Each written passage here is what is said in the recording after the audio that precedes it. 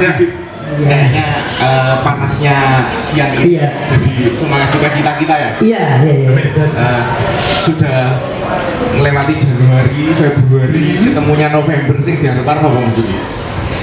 Kalau November, kalau kita Desember itu kan mengharapkan Natal ya. Iya. Oke, mengharapkan namanya Natal. Untuk Pak Didit yang ditunggu-tunggu dalam 2025 itu dari Januari kan ditunggu itu apa Mas Didit? THR-nya. Oke. Ya, oke. Namanya THR gitu. Jadi memang kita judulnya menunggu namanya Desember ya. Desember itu kan tutup tahun ya, tutup tahun. Harapannya di akhir yang 2025 itu kita bisa ada resolusi di 2026. Tapi sebelumnya kita juga refleksi ke 2025.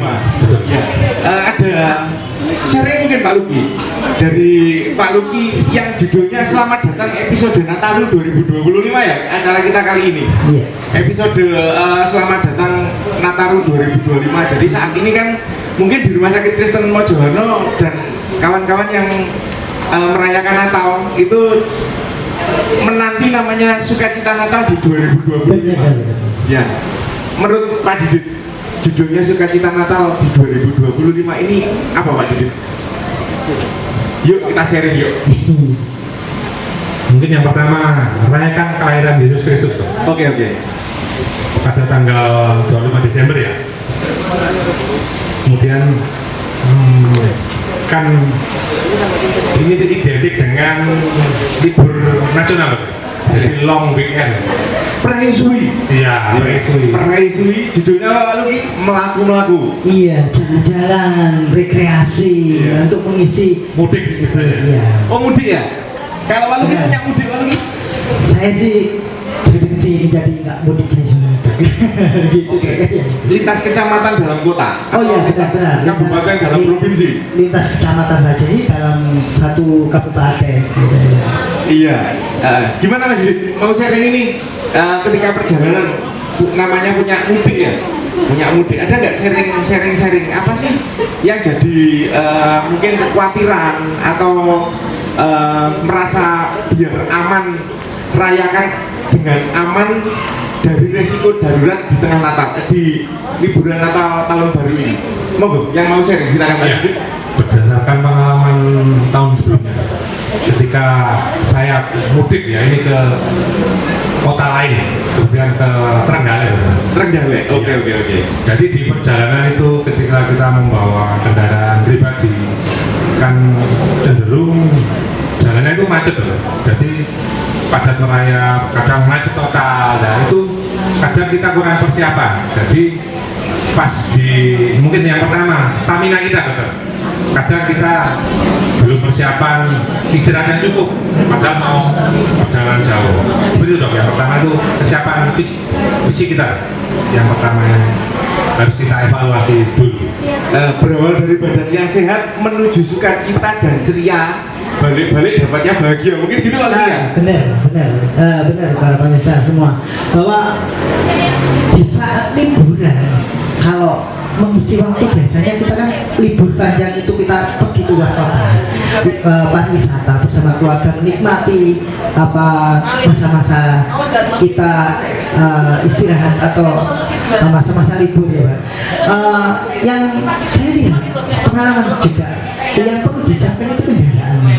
Jadi waktu kita mau mudik atau rekreasi, jangan lupa kita harus cek dulu sebelum kita mudik atau rekreasi ya, supaya di dalam perjalanan nanti kita tidak terjadi sesuatu yang tidak kita inginkan, terutama kerusakan dari kendaraan kita, sehingga kita jadi tidak enak dan tidak bisa menikmati suasana liburan seperti itu dok. Iya, berarti kalau sedikit saya boleh menyimpulkan nih, yang pertama satu yang ditunggu di tanggal bulan-bulan Desember tadi satu THR ya. Betul. Sangung ya. Sangungnya buat sangung. Ya, kemudian di saat sangungnya cukup, bensinnya tentunya cukup ya. Betul. Kemudian yang kedua adalah kesehatan. Ya. Terus kemudian yang ketiga kendaraan. Nah, nih mungkin ada nggak sharing di tengah perjalanan yang namanya libur panjang ya. Libur panjang biasanya identik dengan macet. Iya benar. Ya, ada nggak sharing tentang kemacetan di tengah kemacetan ini apa sih yang perlu disiapkan? Mungkin mental ya. Iya benar. Lebih macet itu seperti apa? Atau ada kegawat daruratan mungkin dari antara kawan-kawan ada yang berkenan sharing yang di live juga boleh ngechat ya ini ya? Iya. Ada namanya di bawah ini ya? Iya. Oh oke. Ya silakan. Ayo lalu gimana? Baik, pengalaman ketika kita mudik ya. Kalau saya punya anak-anak ya, anak-anak kecil kita persiapkan ya. Terutama waktu kita mau berangkat kita siapkan obat-obatan yang apa sekiranya untuk P3K aja ya. Misalnya kadang anak itu kan mual muntah, terus kadang mencret juga di tengah perjalanan itu yang kita wajib siapkan. Terus alergi obat-obat itu ya supaya apa di tengah perjalanan itu kita bisa berjalan dengan lancar gitu dok. Pengalaman saya seperti itu. Iya, monggo Mas Didit. Iya. Nyambung untuk kegawat daruratan di tengah perjalanan Betul. ini sesuatu yang kayaknya dimoi juga nggak mau ya, namanya Iya. tiba-tiba atau moro-moro atau bahasanya mungkin ujuk-ujuk ya. Nah ini ada nggak sharing tentang kegawat daruratan yang jenengan pernah temui di perjalanan? Monggo aturan. Pernah betul. Jadi ketika kita melintasi daerah Kediri ke selatan itu kan jalurnya jalur terbesar, kemudian banyak bis juga. Suatu ketika macet, panjang banget dan cuacanya ekstrim bro, panas. Jadi kayaknya di atas kendaraannya itu overheat atau kepanasan. Lah, itu sangat-sangat rawan terjadi dehidrasi berat bro. Jadi kita harus benar-benar bekal cairan untuk agar menjagani ketika terjadi heat stress atau panas yang berlebih waktu macet itu bisa kita tangani sih. Saya sering kejadian seperti itu. Oke, selain tersebut tadi ya, jadi misalnya ada alergi, terus kemudian dehidrasi, ada lagi mungkin judulnya itu tentang stres dalam perjalanan. Oh benar dok. Nah, Ya. bener ya? Betul sekali. Ya, stres dalam perjalanan Bosan. kayaknya cukup apa ya? Cukup jadi effort juga nih. Mungkin kita jalan 2 jam aja sudah, apalagi ketemu namanya judulnya kemacetan ini rasanya jenuh, terus bau waris depannya ditemui juga. Itu aja kan nyalip, Betul. besok nyalip, ya kan? Nah, Dan mungkin gini, stresnya sebagai orang tua, anaknya akan tanya, kapan tekone ini? Kapan tekone itu kan menjadi stres. kok gak teko-teko gitu maksudnya? Kok gak teko-teko? Padahal kita sudah menghadapi medan yang mungkin ya nggak baik ya, gitu seperti itu. Ya mungkin saya pernah perjalanan nih Pak Lugi, Mas Didit. Jadi pernah perjalanan bahkan di tengah kemacetan itu warung kopi yo, waduh ya. Banyak penjual keliling atau asongan, bahkan kawan-kawan kami itu bawa kompor sendiri. Iya. Bawa kompor kecil itu ya, kompor kecil itu untuk menghibur kemacetan yang panjang. Tapi sekarang luar biasa untuk dukungan dari pemerintah. Jadi kayak angka kecelakaan, angka kemacetan sudah banyak terurai. Ini kan liburnya tidak ngelumpuk ya, yang dulu ngelumpuk, sekarang liburnya bisa agak panjang. Nah, di tengahnya tadi yang nggak kalah pentingnya juga kayaknya ada sebuah insiden yang namanya kecelakaan. Nah, angka kecelakaan di 2024 ini ke 25, kemarin angka kejadiannya itu dari 17%. Yang data saya baca ya, data saya baca itu di angka 17% di tahun 2025. Luar biasa, kawan-kawan dari kepolisian dan pemerintah serta yang support sistem selama liburan itu bisa menurunkan angka kejadian itu ke 13%. Nah ini kan rasanya kita jadi lebih nyaman gitu ketika ngerasain liburan. Nah satu hal lagi yang enggak mungkin di antara kawan-kawan tadi yang perlu kita siapkan satu hal, nomor HP sama pulsa. Oh iya iya. Ya, setuju ya? Setuju.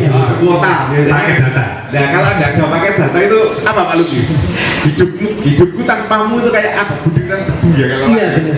Atau ada kesan lain Pak Didit? Hidup tanpa kuota itu seperti apa Pak Didit? Bagikan hati yang kosong. Biasanya kan kalau ada kuota misalnya nih nemu kecelakaan, terus ya kita Langsung share gitu.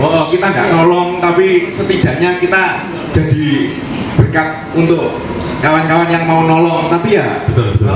ada etika-etika untuk menyampaikan berita tadi ya.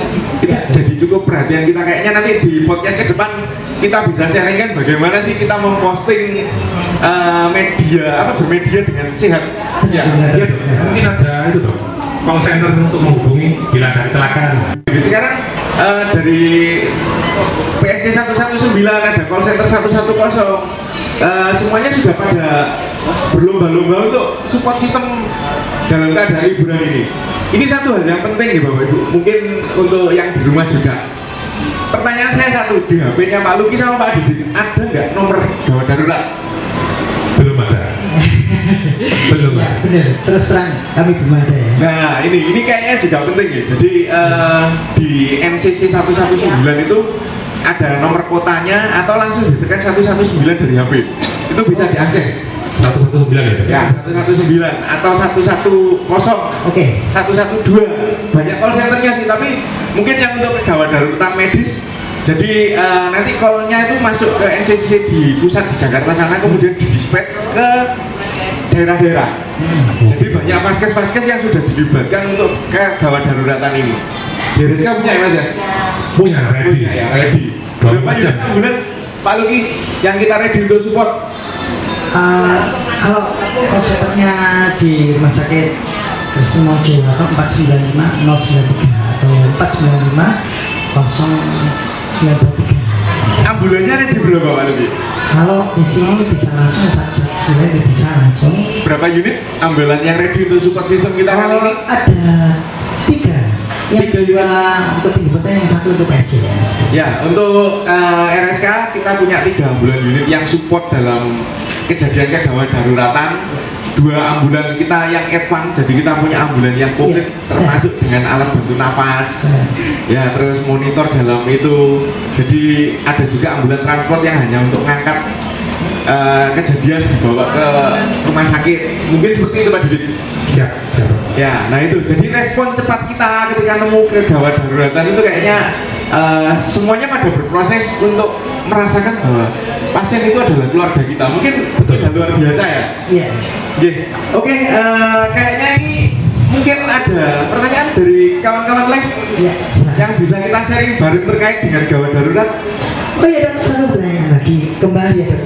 Apa yang perlu dipersiapkan Dok di kesehatan kita waktu kita mau mudik atau kunjungan ke saudara-saudara yang tempatnya agak jauh itu untuk di bidang kesehatan? Apa saja Dok yang biasanya yang diperlukan? Tadi sudah disebutkan ya. Yang pertama yang jelas tidak mungkin ditinggal apa Pak Didit. Nomor 1 yang ditunggu dari Januari sampai Desember THR. THR. Sangu. Nek THR gak metu-metu. Nabung. Ya. Ya, itu kan peluru ya katanya gitu. Ya.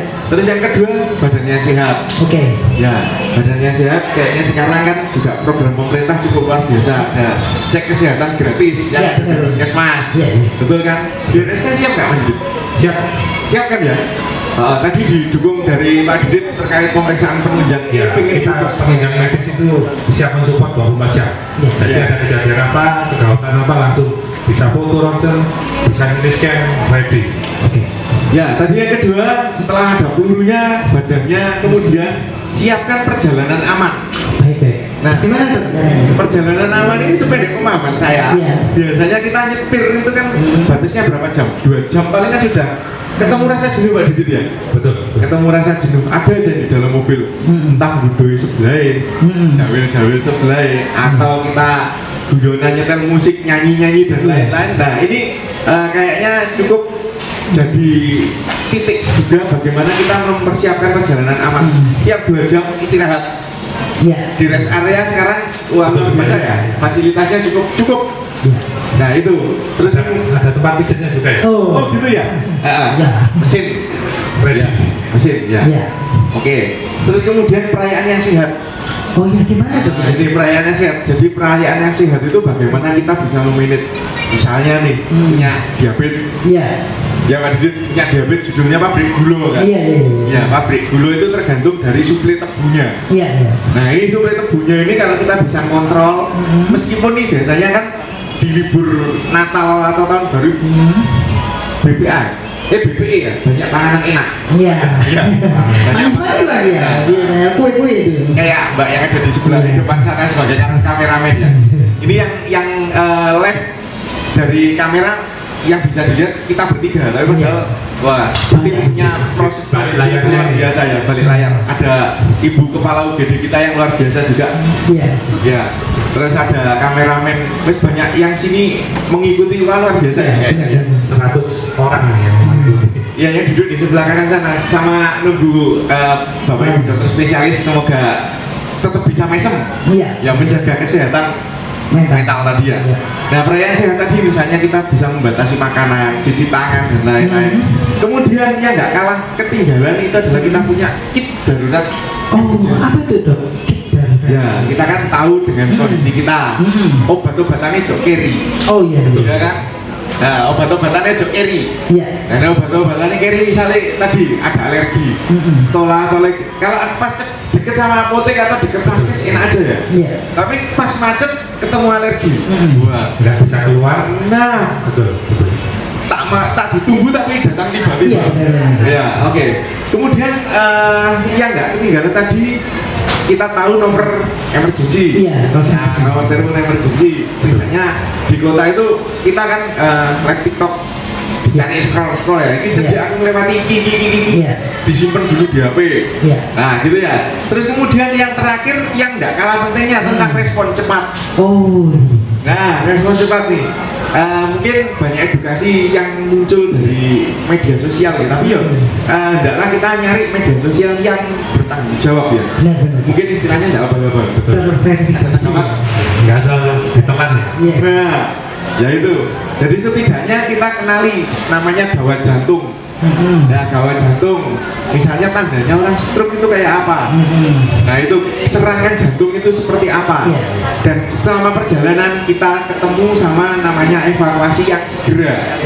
Segera bukan hanya sekedar diangkat ya, tapi bagaimana kita taktis, dibawa kemana, dilakukan apa? Pertolongan pertama itu. Itu yang luar biasa.